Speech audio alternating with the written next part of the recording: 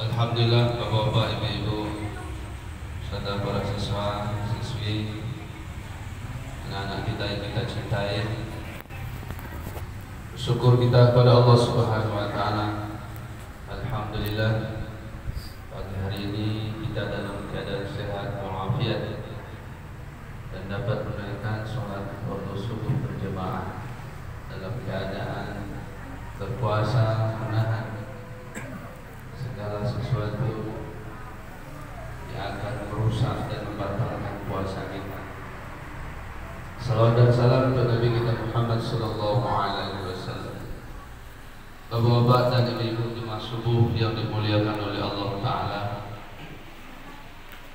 seluruh manusia, baik laki-laki ataupun perempuan, orang tua ataupun orang muda, orang kaya ataupun orang miskin, pejabat ataupun rakyat biasa, semuanya menginginkan kehidupan yang baik.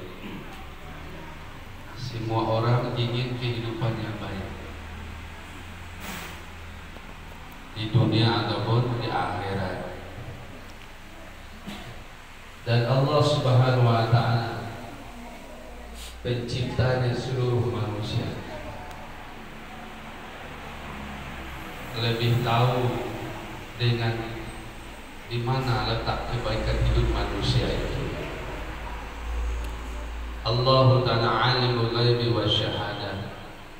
Hanya Allah yang tahu segala sesuatu yang gaib dan segala sesuatu yang nyata.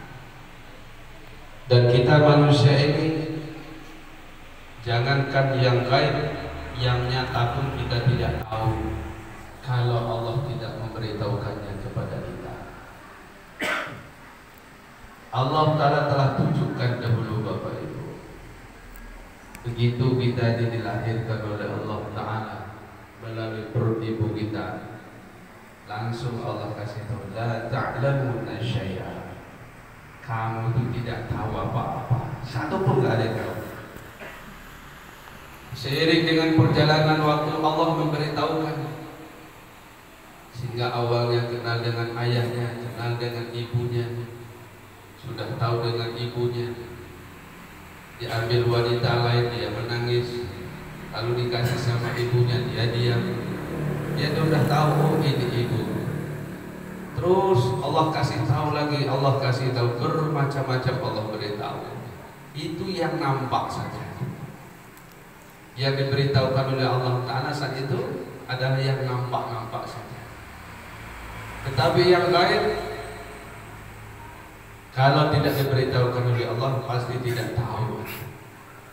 Yang nampak saja, kalau Allah tidak beritahukan kita tidak tahu, apalagi yang tidak nampak. Kehidupan setelah dunia tidak nampak Bapak Ibu. Bahkan di saat seseorang datang ajalnya, kita tidak nampak siapa itu yang membuat dia tidak bisa bergerak lagi.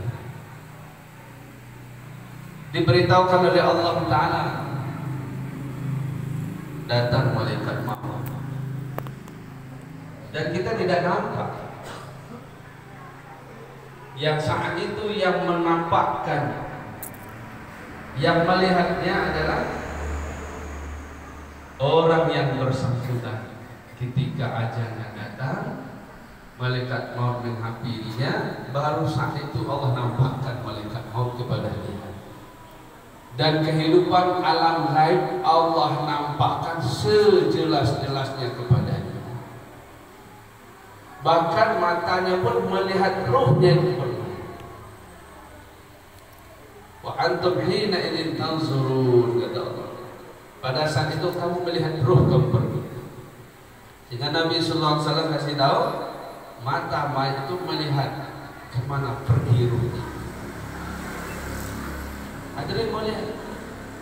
Sehingga begitu dia melihat kemana pergi ruhnya, lalu matanya tidak bisa menutup sendiri, maka disunahkan baik tutup matanya. Bismillahirrahmanirrahim. Rasulillah. Hadirin mulia, bila ditampakkan oleh Allah maka dia akan nampak. Bila tidak, dia akan jadi lampu. Hadirin yang dimuliakan oleh Allah Subhanahu wa taala, bapak-bapak dan ibu-ibu imam subuh yang dirahmati oleh Allah taala. Hari ini Allah tidak tampakkan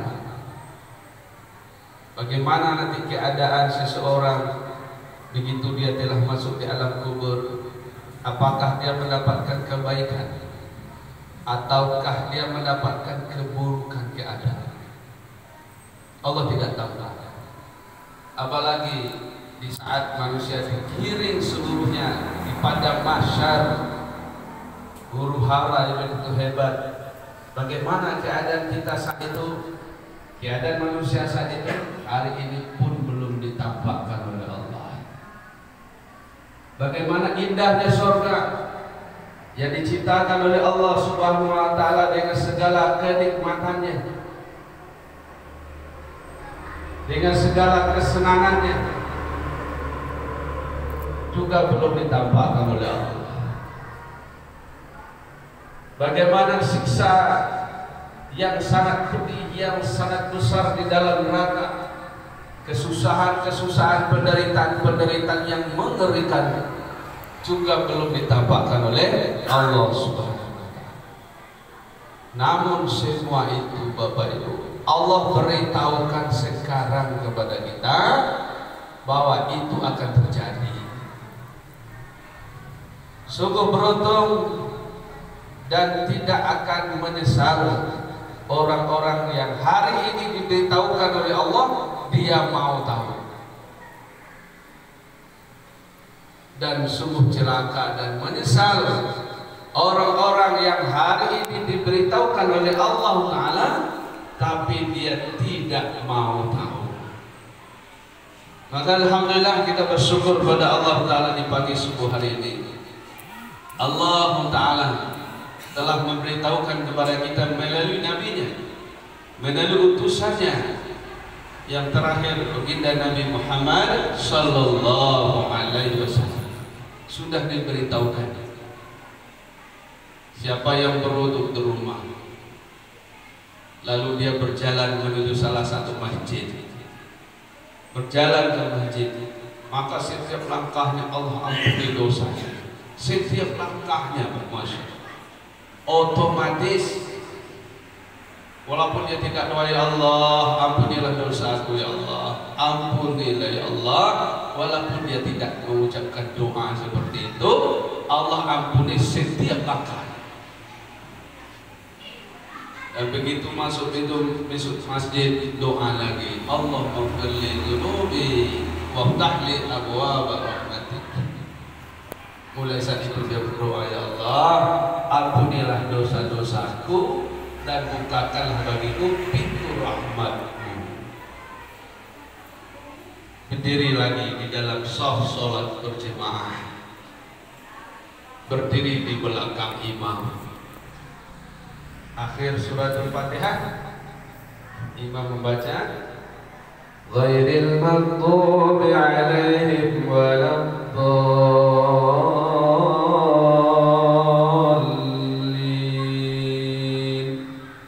Maka imam dan makmum mengucapkan amin sama-sama.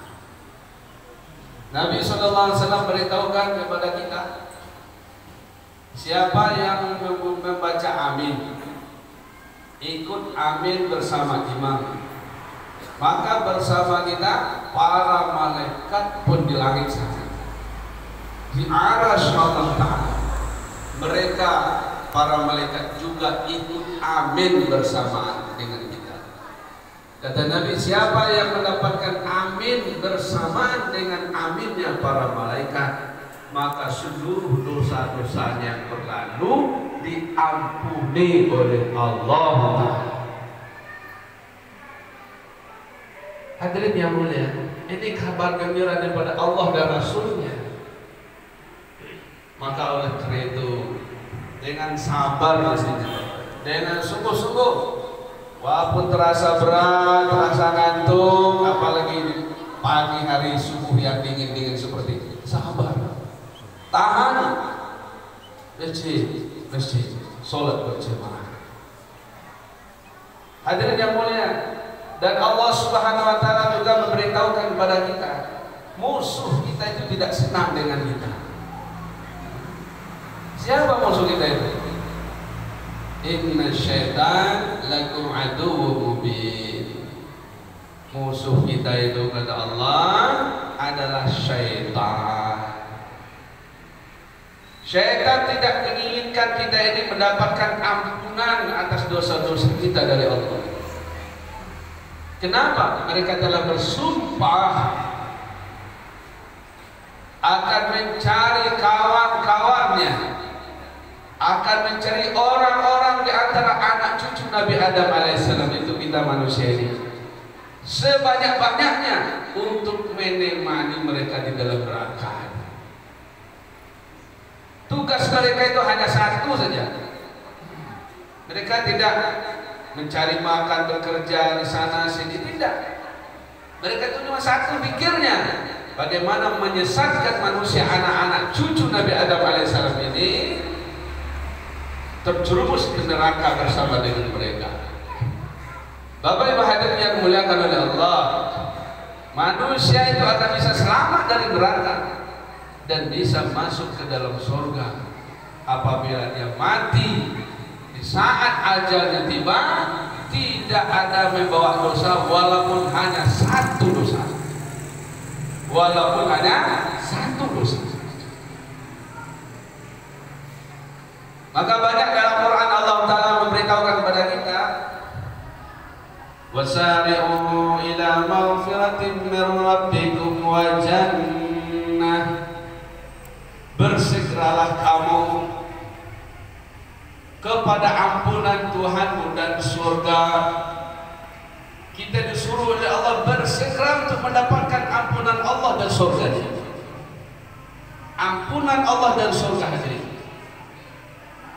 Orang-orang yang bisa masuk surga adalah orang yang dapat ampunan Allah Ta'ala dari dosa-dosa. Sabiqu ila maghfiratin min rabbikum wa jannah.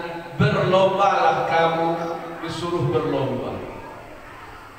Berlomba-lombalah kalian kata Allah untuk mendapatkan ampunan Allah dan surganya. Hadirin yang dimuliakan oleh Allah Subhanahu wa taala. Sesungguhnya kehidupan yang sebenar-benar kehidupan adalah setelah dunia ini, Bapak. Kehidupan yang sebenar-benarnya kehidupan adalah setelah dunia ini.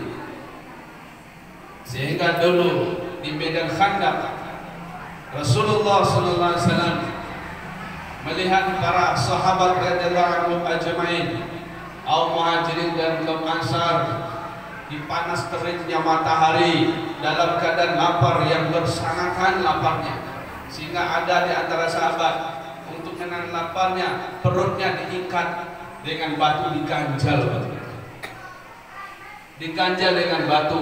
Ada yang satu batu, ada yang dua batu, bahkan perutnya Nabi Muhammad SAW pun lapar sehingga perut beliau juga diganjal dengan batu. Tetapi panasnya terik, gurun pasirnya begitu hebat,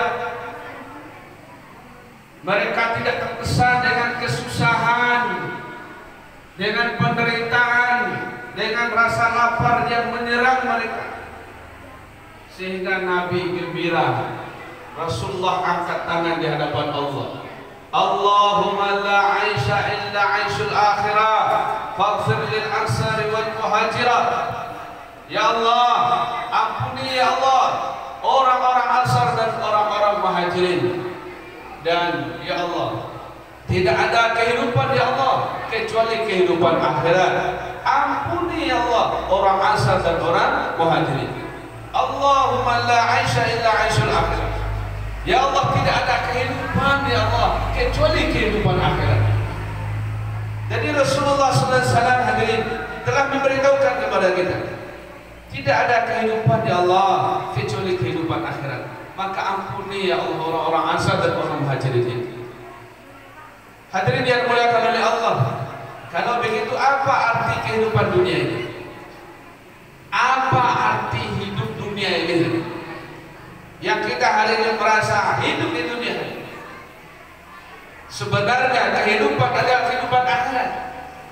Dunia ini bukanlah kehidupan, tetapi dunia ini hanyalah sebagai tempat, waktu, kesempatan yang diberikan oleh Allah satu kali kepada setiap orang di antara manusia untuk mempersiapkan bekal untuk membangun kehidupan, yaitu kehidupan akhirat dengan membawa bekal masing-masing. Dan untuk menyiapkan bekal masing-masing kehidupan akhirat supaya kita mendapatkan keadaan kehidupan yang baik di akhirat, Allah perintahkan siapkan masing-masing bekal kalian. Kita disuruh oleh Allah siapkan bekal masing-masing.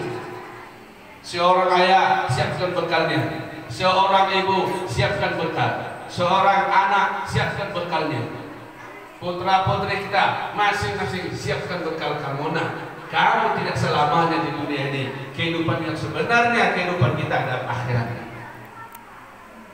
Berbeda Bapak Ibu hadirin. Kalau menyiapkan bekal kita di dunia ini bisa diwakili oleh orang lain. Seumpama bapaknya saja yang kerja, istrinya di rumah, anak-anaknya sibuk sekolah gak ikut kerja. Nanti bapaknya kerja dapat nasihat, nak beli baju kalian, ini nak belanja kalian. Wah, istriku ini untuk makanan kita, untuk beli makanan kita, menyiapkan perbukaan kita, makan paginya, tengah harinya, makan malam, seluruh keperluannya. Hanya yang kerja adalah suaminya saja atau ayahnya saja. Dan itu di dunia Bapak Ibu hadirin dibenarkan. Tidak mesti seorang istri mesti kerja, tidak mesti anak-anak mesti kerja. Hadirin yang dimuliakan oleh Allah, itu pertanda untuk mempersiapkan bekal kita di dunia. Keperluan hidup kita di dunia boleh beberapa orang saja di antara keluarga kita, semuanya pun boleh juga. Tapi untuk kehidupan akhirat tidak bisa diwakili, masing-masing siap. Bapak Ibu hadirin yang dimuliakan oleh Allah Subhanahu wa taala, apa bekal itu? Inilah seperti yang kita kerjakan. Wa tazawwadu fa inna khairaz zadi taqwa. Siapkanlah bekalmu. Sebaik-baik bekal untuk kehidupan akhirat itu adalah takwa. Amal-amal takwa inilah sebagai bekal kehidupan kita di akhirat. Hadirin yang dimuliakan oleh Allah Subhanahu wa taala, sungguh sangat jauh perjalanan kita setelah dunia. Dunia ini tidaklah lama, Bapak. Kita bisa merasakan sendiri dan kita sudah menyaksikan dengan mata kepala kita sendiri. Kita melihat si fulan bin fulan datang ajal, ditanya umurnya berapa? 70 tahun, Pak. Ada yang 60 tahun, ada yang lebih sedikit, ada yang kurang daripada itu. Berapalah lamanya, hadirin? 70 tahun itu tidak lama. Walaupun hari ini kita merasa lama, tidak. Kehidupan yang lama itu kehidupan setelah dunia. Di dalam kubur kita lama. Berapa lamanya sampai kiamat? Kalau kehidupan kita di dunia ini belum tahu sampai kiamat. Kita yang ada di masjid yang kita cintai, Jannatul Ma'wa di Bapak Ibu, saya yakin 100 tahun yang akan datang tidak ada seorang pun ada di muka bumi ini. Yakin ya? Yakin Bapak Ibu? 100 tahun lagi, apakah masih ada kita? Apakah anak-anak kita masih ada di dunia ini? Tapi 100 tahun yang akan datang kita belum yakin, belum bisa dipastikan dunia ini akan kiamat. Lalu kemana kita? Di mana anak-anak kita? Alam kubur.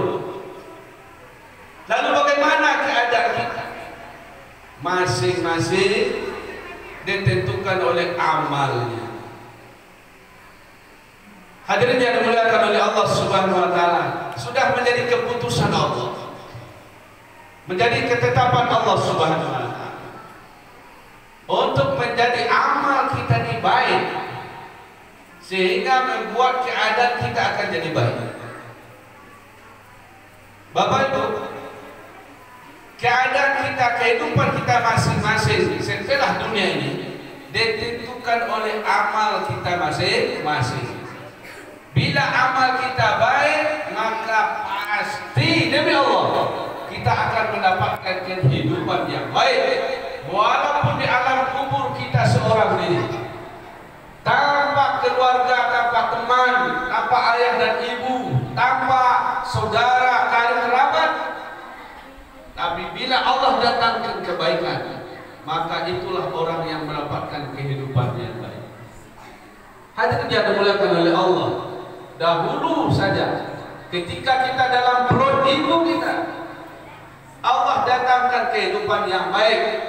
Juga tidak ada teman dalam kandungan ibu, tidak ada karib sahabat, tidak ada keluarga.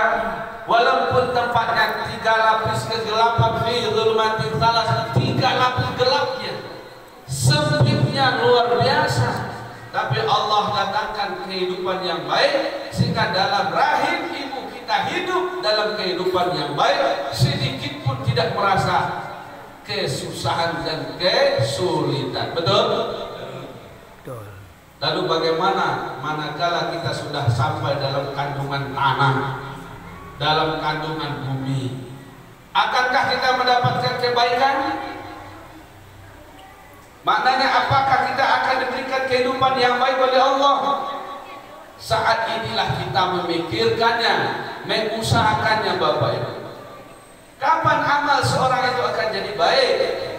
Allah dan Rasulnya memberikan satu cara yang termudah, syarat yang ringan, tidak sulit. Amal seorang akan jadi baik selama hidupnya di dunia ini apabila sholat 5 waktunya baik. Bapak Ibu, coba. Apabila baik sholatnya, maka seluruh amalnya akan jadi baik. Tapi apabila rusak sholatnya, maka seluruh amalnya akan jadi rusak. Awalu ma yuhasabu bi'abdihi yawmal qiyamati shalah, wa in sanuhat sanuhat sa'iru amali, wa in fasadat fasada sa'iru amali. Besok yaumul qiyamah ditanya kepada seorang hamba yang dihisab lebih awal, lebih duluan adalah sholatnya.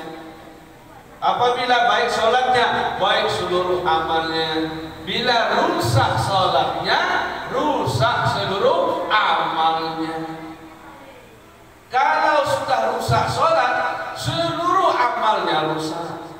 Puasanya rusak, haji umrahnya rusak, infak sedekahnya rusak, zakatnya rusak, seluruh amalnya rusak apabila sholatnya rusak. Tapi apabila sholatnya baik, semuanya jadi baik. Walaupun semasa hidupnya, masa muda-muda dahulu, misalnya bagi yang sudah tua, bertahun-tahun tidak sholat, bertahun-tahun tidak puasa, bertahun-tahun bikin dosa ini, dosa itu, siang malam, sengaja tak sengaja, dosa yang besar, dosa yang kecil, dosa yang terang-terangan, dosa yang tersembunyi. Berpuluh-puluh tahun dia berbuat dosa, tetapi menjelang ajalnya datang, dia telah menyempurnakan sholat 5 waktu. Tidak ada halangan, tidak ada kekuatan yang bisa menghalangi dia menjaga sholatnya 5 waktu. Dengan sungguh-sungguh, dengan penuh mengharap ampunan Allah, balasan kepada Allah Ta'ala, sampai ajalnya datang dalam menyempurnakan sholatnya 5 waktu. Maka sholatnya jadi baik. Seluruh amal yang pernah dilakukan dulu, walaupun pernah dulu maksiat, Allah telah rubah menjadi kebaikan seluruh amalnya. Maka wajar Nabi Sallallahu Alaihi Wasallam ingin selamat, sholat. Sampai Nabi mengatakan, miftahul jannah masuk surga adalah salat. Kuncinya. Maka seorang ayah kepada keluarga telah diperintah oleh Nabi sallallahu alaihi wasallam kepada anak-anaknya umur 7 tahun, suruh anakmu salat. Umur kalau sudah sampai 10 tahun juga tidak mau sholat, pukul anakmu. Coba dulu bapak-bapak dari kepolisian, saya pernah tanya juga dari seorang polisi kita waktu saya ngisi wirid di District Polres beberapa tahun yang lalu udah lama.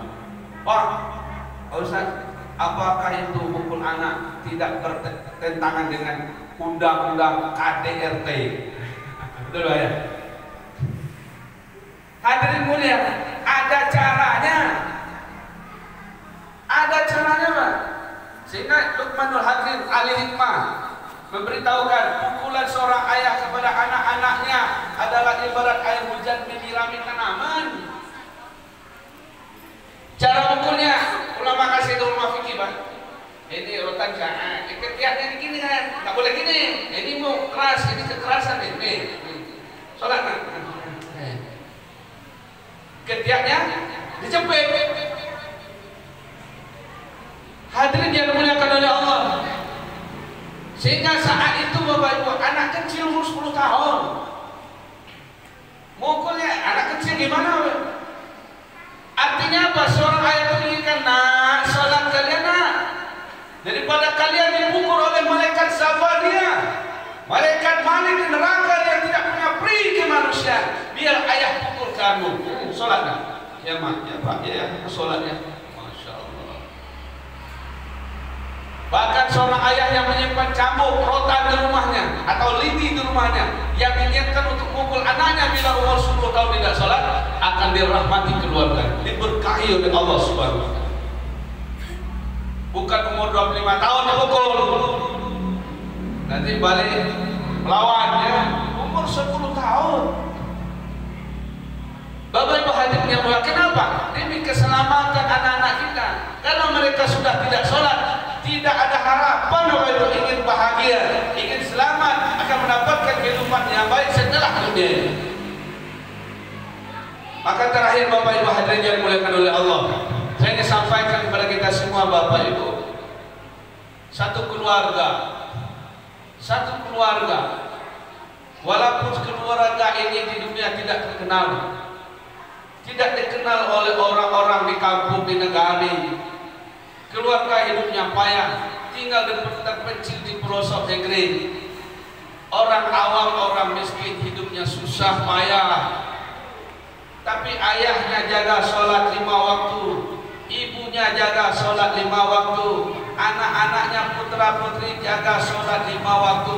Ini satu keluarga, walaupun tidak dikenal di bumi, tapi dikenal di langit, di atas langit yang ke-7.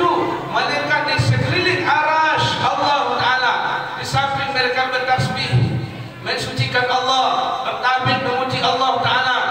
Mereka menyempatkan waktu mulut mereka, para malaikat, berdoa untuk keluarga yang seperti itu. Rabbana wa adkhilhum jannat 'adnin allati wa'adtahum wa man salaha min abaihim wa azwajihim wa dzurriyyatihim. Ya Allah, masukkan satu keluarga ini ya Allah dalam surga Jannatu 'Adn ya Allah. Masukkan ya Allah mereka ini ya Allah, bapaknya orang soleh, ibunya orang soleh, putra putri, anak cucunya orang-orang soleh dan soleh semua. Ya Allah, masukkan ini keluarga dalam surga Adn ya Allah. Akbar. Bapak Ibu, ayahnya sholat, ibunya sholat, putra putrinya sholat, didoakan malaikat di arasy Allah, pasti makbul Bapak Ibu. Dan Allah jadi wa yaqalibu ila ahlihi masrura. Nanti Allah kumpulkan ini keluarga, satu keluarga di surganya Allah. Maka oleh karena itu Bapak-bapak Ibu, jika masuk surga jangan masuk surga sendiri. Siap Bapak Ibu? Bawa anak istri keluarga. Insyaallah. Insyaallah. Awak raut-raut ke Bukit Tinggi, ke kebun binatang, bawa sekeluarga. Betul? Ini masuk surga kok pergi sendiri. Istri ditinggalkan, anak cucu ditinggalkan. Itu kenapa? kok ditinggalkan? Itu nggak sholat kok dibiarkan. Jangan Bapak Ibu, rugi nanti akan menyesal. Maka oleh karena itu Bapak Ibu, mudah-mudahan kita semua yang hadir di masjid subuh hari ini bersama anak-anak kita yang kita cintai, dan juga hari ini dari bapak-bapak dari Kepolisian Republik Indonesia di Polres Pesisir Selatan juga duduk bersama kita, dan kita bapak-bapak semua menjadikan sholat adalah menu utama di tengah keluarga kita. Jangan sampai ayahnya sebagai ayah dan istri, ibu-ibu dari anak-anak kita dan anak-anak putra-putri kita, pastikan Bapak Ibu sebelum ajal datang mereka menjaga sholat semua 5 waktu. Insya Allah mudah-mudahan Allah terima keluarga kita dan dikumpulkan kita nanti oleh Allah Ta'ala di surga Allah bersama anak-anak cucu kita. Walaupun ajal datang kepada kita, entah kita yang duluan, apa ibunya yang duluan, atau anak-anak putra-putri kita, nggak masalah Bapak Ibu, asal jaga sholat pasti besok ketemu lagi. Walaupun hari ini kita terakhir melihat wajahnya menjelang kapan diikat ujung dan pangkal, tapi nanti pasti Bapak Ibu Allah akan pertemukan lagi dengan orang-orang yang kita cintai di dunia. Maka oleh karena itu cintai mereka di dunia dan cintai mereka keluarga kita untuk kehidupan akhirat. Semoga kita bersama di surganya Allah. Amin ya rabbal alamin. Demikian, terima kasih. Subhanakallahumma bihamdika asyhadu an la ilaha illa anta astaghfiruka wa atubu ilaik. Wassalamualaikum warahmatullahi wabarakatuh. Waalaikumsalam.